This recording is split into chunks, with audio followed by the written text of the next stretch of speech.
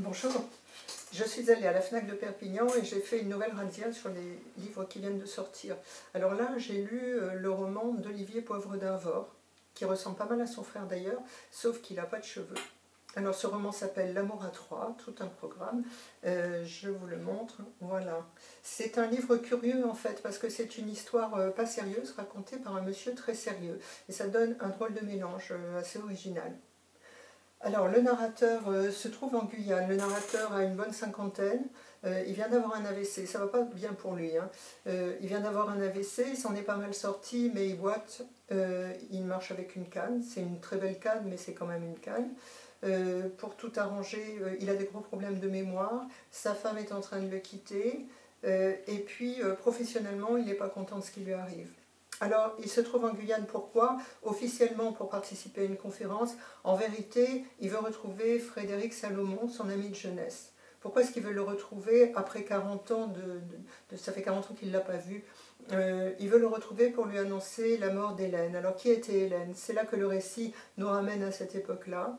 Le narrateur a 15 ans, Frédéric Salomon en a 18. Ils sont tous les deux en terminale littéraire, où on fait du latin et du grec. Ils ont une prof de philo ravissante, complètement nymphomane et férue de philosophes grecs. Tout un programme là aussi. Et il va y avoir une belle histoire d'amour et d'amitié entre ces trois personnages. Une histoire qui va se faire selon le schéma si compliqué sentimentalement parlant du triangle amoureux. Ils vont vivre 2 ans à Rouen tous les trois. Et donc il va y avoir les deux amants et l'ami voyeur, avec toute l'ambiguïté sentimentale que ça implique. Alors il y a de très belles scènes dans ce roman. Il y a en particulier une scène terrible où la mère du narrateur vient voir son fils et elle le voit avec cette femme et elle comprend tout de suite que son fils est en train de vivre avec une femme plus âgée et elle a cette réaction terrible, elle confie son fils à cette femme en lui disant surtout faites attention qu'il fasse de bonnes études. Évidemment il ressent ça comme un terrible abandon. Il y a une très belle escapade à Étretat au bord des falaises qui va être le nœud du récit. Et puis il y a la remontée d'un fleuve à contre-courant en Guyane, à la fin du livre, qui symbolise très bien la remontée très difficile dans les souvenirs, surtout quand on a des problèmes de mémoire comme ceux du narrateur. Voilà. Que vous dire aussi, c'est un très beau livre sur l'amitié en fait. Ces deux amis, en fait, normalement tout devrait les séparer. À notre époque, je pense que tout les séparerait, mais on est dans les années 70. L'un, le narrateur, est très à gauche, l'autre est très à droite, mais dans les années 70, vous savez, c'est pas si grave que ça.